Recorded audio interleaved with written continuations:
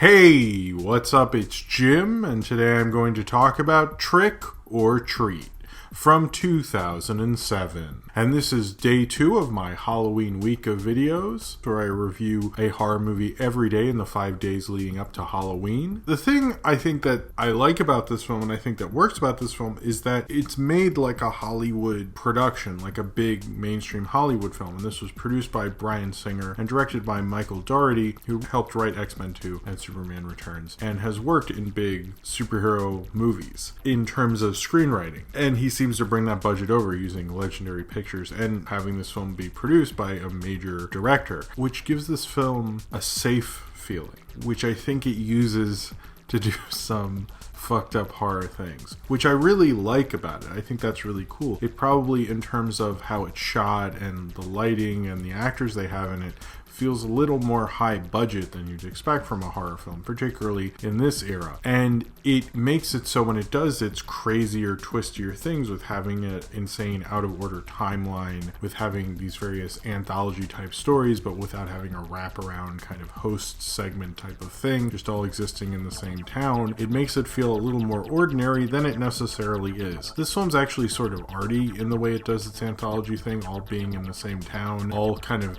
coexisting pretty much at the same time, but happening in the film at separate times. There's a lot of films that use that in a lot more of a showy way. This is more about showing you each of the stories and cutting between them. It's not doing anthology in the way of like, here is story 1, here is story 2, here is story 3. It keeps cutting between them and showing twists and seeing characters show up in ones that you've seen killed before in the film, but in terms of the timeline of the film, that hasn't happened yet. So Trick or Treat actually has a lot of fun with its anthology thing and plays in that kind of world of you not knowing in the timeline and revisiting the timeline and having twists and things to say about the previous anthology stories that you didn't know when you saw them that you're now bringing back around. It's kind of interesting in a lot of that ways, and I think Michael Dougherty does a really good job with it. I wouldn't really say this film is scary.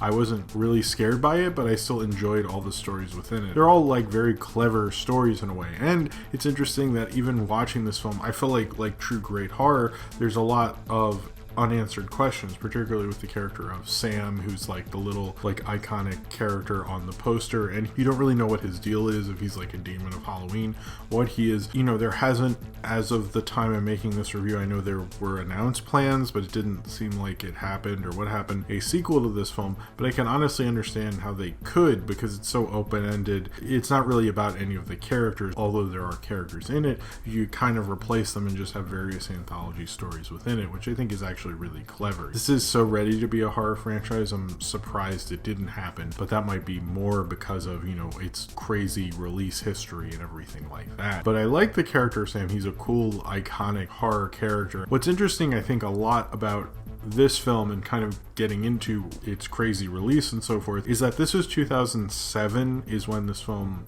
is dated. It seems like everyone's like, this is a 2007 film, even though it was actually eventually released in 2009. And what year you want to put it on, it seems like you could make a case for 2007, 2008, and 2009. This isn't really representative of the time of horror that it was made in, which was kind of the torture porn era, basically. This is right when Saw was very successful. Several people note that one of the reasons it was probably delayed, I think, was because of one of the Saw films, maybe Saw 4. And you often find in certain eras of horror, studios will get a little nervous if you're making a different kind of horror movie that isn't kind of the thing that horror era is known for. Also, it's kind of odd and interesting that this was right in the era of the post kind of snakes on a plane way of people making films to be cult movies, basically. You see, like things like Drive Angry and Shark Night, things that were or Piranha 3D, things that were intentionally made to be bad, to be cult movies. But this wasn't made to be bad, clearly. But the idea that they had they made films to be cult films.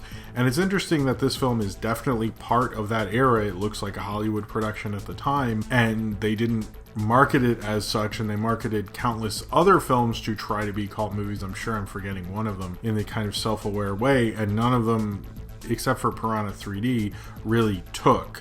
Most of them were pretty bad failures and were kind of a mistake of Hollywood to think you could make a cult movie. And Trick or Treat actually came along and became a cult movie in the era when Hollywood was trying to make films like that, particularly because there was still a DVD bubble. And it's kind of interesting that, of course, you can't make a cult movie, and I think Trick or Treat shows that, because part of the reason that this film is so cool is it's so unique. You don't see big Hollywood production horror movies like this. Most of the time when it's a Hollywood production horror movie, it's like the ambiance and the sets might be cool, but it's sort of a bullshit movie. You'd much rather watch a cheaper horror film because it's kind of making too much out of the cheap beer that it is. But somehow Trick or Treat manages to be cheap beer but also like finely made, like fine wine at the same time, which is kind of part of its genius. So I guess I get why the studio thought they would delay it. Also, apparently some politics with Michael Dougherty and Bryan Singer because Superman Returns had bombed, or at least that's what people have speculated. Who knows?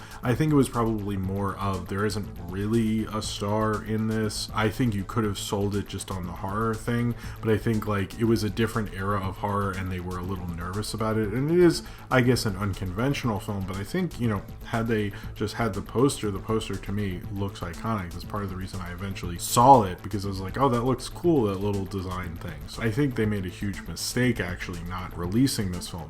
I like how it has an odd cast, really. Someone like Dylan Baker or Brian Cox aren't people I'm really expecting to be horror movie actors, but I think that's why they're so good in them. Particularly Dylan Baker, who, you know, is famous for Spider-Man 2 and Happiness particularly, and kind of plays off of that creepiness really, which I think he does really well in this. And you keep seeing him pop up in this film. He has such a like good killer creepy horror moviness to him that I think like really naturally works in a horror film. I'm surprised more people didn't cast him in horror films after this. Brian Cox looks almost unrecognizable under all of his makeup, but I really liked him. And I like how each of these characters you think are just in there, you know, as a passing joke or something. You're almost played in that way, but as the film goes on you realize how much important they are to the various lore of the film, which I think connects it rather well. Also, Anna Paquin's in this as well. It's kind of nice to see Anna Paquin between her X-Men films and then I think True Blood was after this, or when was True Blood? She didn't have the blonde hair and stuff, so it was like different. Interesting. I always thought Anna Paquin could have been a bigger star had they pushed her further. I also, you know, I think she kind of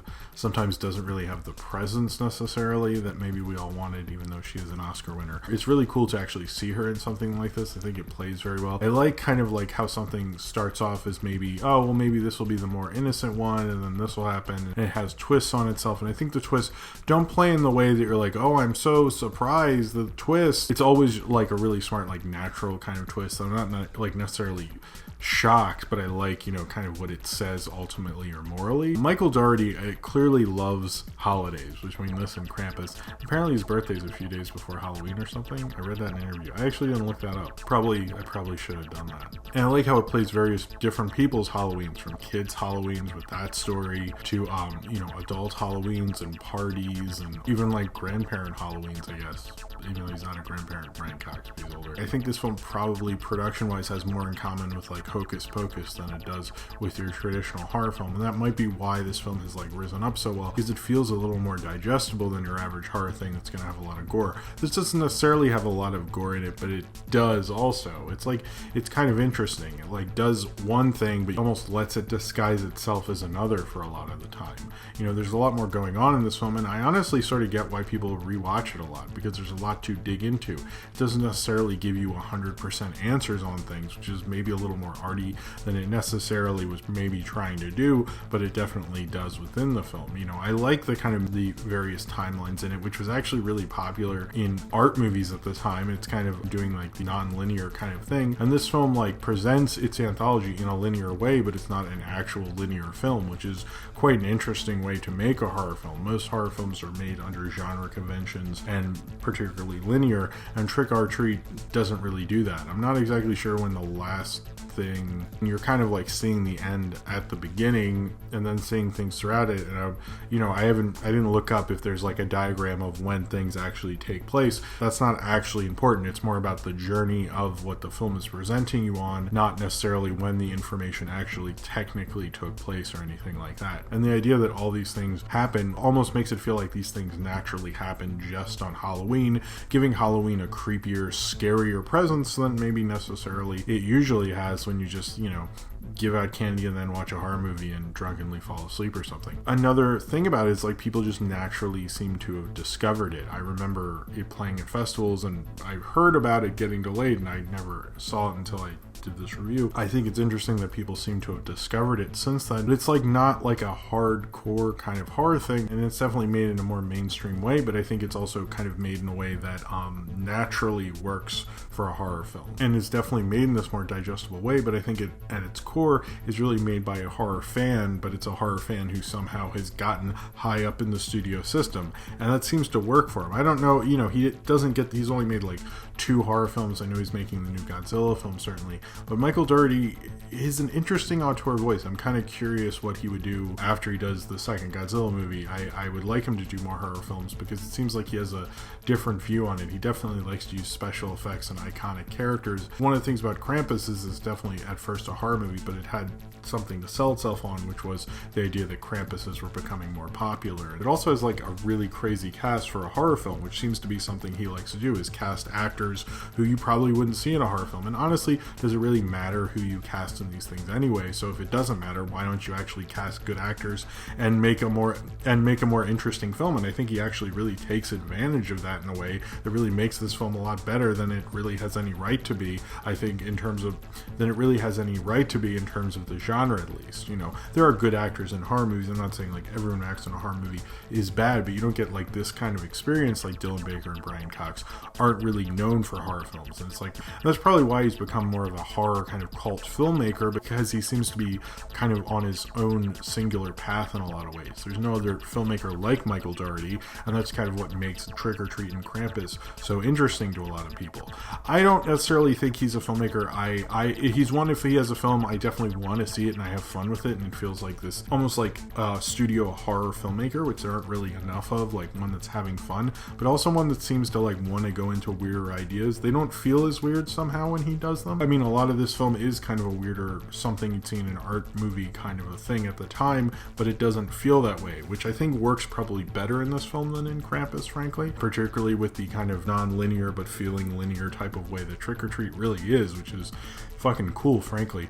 I like the various stories in this that feel kind of classic, from the school bus thing to the murdering principal to, and even when you say them, they sound stupider than they were portrayed in the film, and having these characters come back, it almost feels like a fun Treehouse of Horror type of vibe to it, which I think like connects it very well and almost makes it perfect Halloween viewing. This is almost made to be viewed at a Halloween party. Not every horror movie really is, and most of them probably shouldn't, but Trick or Treat like works on that level, but works to watch and probably be able to watch on repeat viewings. You could watch it when you're at a party, when you're by yourself, vice versa, all these different ways, and you could probably still pick up on things with it. It's like almost made to be that in a lot of ways. It's almost like perfectly made to be a really fun, digestible kind of Halloween horror movie, and it's almost more made to be a Halloween movie than a horror movie, but it's definitely a horror movie, and it's definitely got gore in it, even though sometimes you might not feel like it does. Oftentimes I go, there's maybe not enough gore, then I'd see a lot of blood or something, but it seems like each different story is playing in a different kind of horror, from werewolves to kind of kid horror to this character of Sam to all those things. He's not playing in the same thing while also trying to have this kind of cohesion to the way it's made that you almost don't realize what he's doing. There's a lot going on with Michael Dougherty's direction, what he does with Trick or Treat, then it's kind of presented on the surface level, and I think that's probably what made this film kind of so hard to market and just sort of pushed out on DVD and on demand and stuff, but it's also what's made this film an enduring Halloween horror cult classic. So if you've seen Trick or Treat and you would like to talk about it, then comment below in the comments and subscribe if you would like to. I'll see you tomorrow for day 3 of the Halloween week of videos. Thank you very much for watching and have a happy Halloween.